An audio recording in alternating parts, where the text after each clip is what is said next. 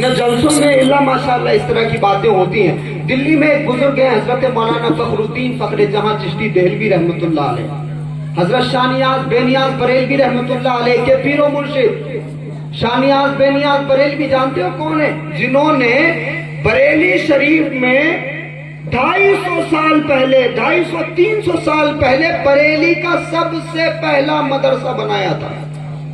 سبحان اللہ جی، شاہ نیاز بے نیاز بریلوی، قرب حق ہے نیاز گر خواہی، ساز ورد زباں معین الدین، وہ حضرت شاہ نیاز، ان کے پیر و مرشد مولانا فخر الدین فخر جہاں چشتی دہلوی رحمۃ اللہ علیہ۔ نوجوان مارکیٹ میں رہتے ہو نا اور تم دیکھ رہے ہو لوگوں کی ترچھی نظریں کہ اگر تمہارے سر پہ ٹوپی ہے تو لوگ کیسے تمہیں دیکھ رہے ہیں۔ آؤ میں تمہیں حالات کو جیتنا سکھاؤں اور بزرگوں کی ان کی زندگیوں سے تمہاری ملاقات کراؤں۔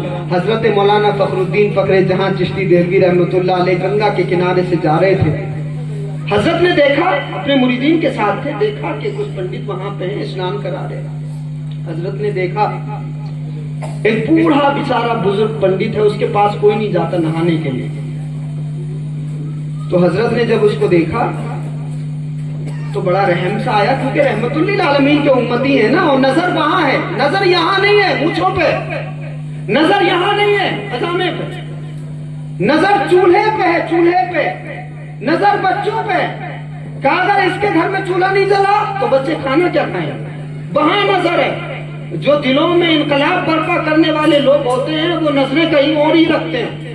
تو حضرت مولانا فخر الدین فخر جہاں چشتی دہلوی رحمۃ اللہ علیہ، انہوں نے جب دیکھا کہ وہ اکیلا مایوس بیٹھا ہے تو مایوسیوں میں امیدوں کی کرن جگانے والے رسول اللہ کے ہم امتی ہیں نا، آقا علیہ الصلوۃ والسلام کا یہ غلام مولانا فخر الدین فخر جہاں بڑے آگے اور کہا جی بابا جی مجھے نہلا دو، مجھے نہلا دو۔ اب وہ مایوس بیٹھا ہوا، یہ پہنچے مجھے نہلا دو، اس نے برتن ڈالا ان کے اوپر پانی اور نہلا دیا، جو کچھ حضرت کے پاس تھا وہ دیا۔ کہا جی بابا جی آج تو پیسے ذرا کم ہیں، کل اور زیادہ دے دوں گا۔ چلے گئے واپس۔ صوفیاء ظاہر میں کچھ اور کرتے ہیں اور جب وہ اپنی محنت کر لیتے ہیں نا تو پھر رات میں مصلی بچھاتے ہیں، اپنے رب کی بارگاہ میں دعائیں بھی کرتے ہیں، دن میں اللہ کے بندوں کی خدمت کرتے ہیں ان کے دلوں کو نرم کرنے کے لیے، اور پھر رات میں مصلی بچھا کر کے اپنے رب کی بارگاہ میں ان کے لیے ہدایت کی بھیک مانگتے ہیں۔ یہ صوفیاء، یہ غوث پاک کی زندگی آپ پڑھو گے تو دن میں بندگان خدا کی خدمت دکھائی دے گی اور رات میں مصلوں پر عبادت کرتے ہوئے شیخ عبد القادر جیلانی آپ کو دکھائی دے گی۔ تو حضرت مولانا فخر پاک چلے گئے اور پھر فرمایا کہ بھائی میں پھر کل آؤں گا، یعنی کل کے لیے بھی امید جگا کے جا رہے ہیں کہ کل کوئی نہیں آیا میں پھر بھی آؤں گا۔ تو حضرت چلے گئے، پھر دوبارہ جا کے غسل کر لیا، نماز پڑھی۔ اگلا دن جب آیا تو اگلے دن پھر واپس آ گئے، کوئی نہیں آیا تھا اس کے پاس۔ پھر جب آئے اسنان کیا، اس کو پیسے دیے، پھر واپس چلے گئے۔ پھر جا کے حضرت نے غسل کر لیا اور غسل کرنے کے بعد نماز پڑھا۔ اب وہ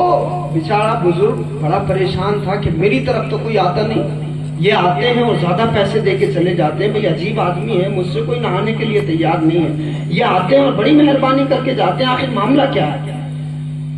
تو اس کو بڑی حیرت۔ اب جب تیسرا دن بھی آیا اور حضرت تشریف لائے تو معمول کے مطابق پیسے بڑھاتے جاتے تھے، زیادہ اس کو دیتے جاتے تھے، اور اس کی امید اور اس کی محبت زیادہ بڑھتی جا رہی تھی۔ اب جب تیسرے دن بھی آئے اور اس کو زیادہ پیسے دیے، اب اس سے نہ رہا گیا۔